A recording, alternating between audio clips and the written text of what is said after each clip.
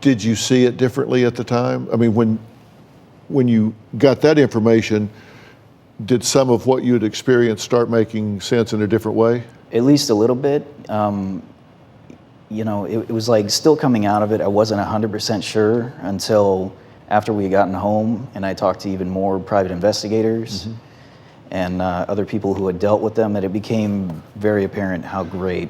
Well, let's talk about that, because you did get there. You go to pick him. Who all went? So it was myself, our dad, like 4 of his closest friends, 2 of our friends. They brought their infant daughter and their dog, and then our secret weapon was probably Jordan's mentor, this gentleman named Jose, who, because we already knew that they had been working on him to make him turn against his family, and what other families had told us is like, where other families had failed, unfortunately, which is horrible, you know, that their loved one's still there, is like the church would, so say a family comes and they're, you know, mad as hell, you know, it's like, give us our kid back, and, you know, guns blazing, you know, and the church would say, oh, you know, look how angry your family is. You know, they're so angry and hateful, you really want to go with them?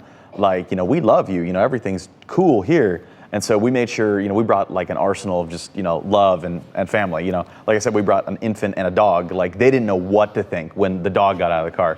Like, they were like, what is going on here? Like they were, you know, they were ready to twist our words. We were able to get through to him. And so he didn't actually agree to go back home with you. You just got him to agree to go to dinner. Yes. After 2 hours of these guys preaching to us in the cabin, which was like one of the most ridiculous moments of my life. I was just like, get me out of here.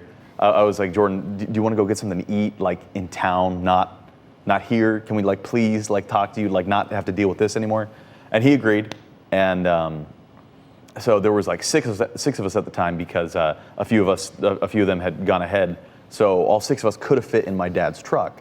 But I made sure to go over to my brother's car. It's like, let's just take your car. We'll take 2 cars, because we're not coming back. Like, we're like, you know, and I think he thought he was, I think he even told them, I'll be back. You know, they were all like freaked out. They're, honestly, they said, I don't know if they said something like, oh, you can't leave with him, or are you leaving? You know, they were all freaked out. And, you know, at the time, it's like, you know, you've known him for 4 days. He's been my brother for 25 years. Like, The very reason why I didn't go, because I love God with all my heart, but I would not have been very Christian-like if I would have gone there, because I would have wanted to rip someone's head off. Yeah.